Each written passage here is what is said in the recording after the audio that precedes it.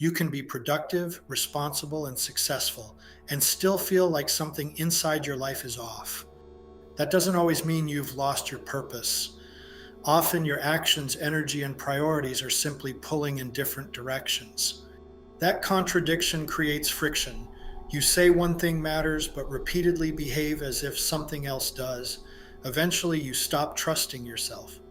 Alignment isn't a feeling you wait for.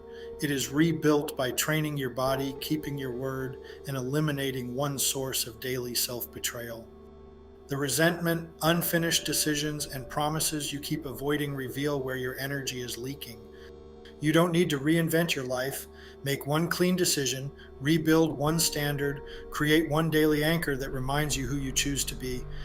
Alignment begins when your behavior matches what you claim matters. Reduce the contradiction, and clarity returns. If this message challenged you, like the video and subscribe for more practical strategies to strengthen your mind, performance, and life.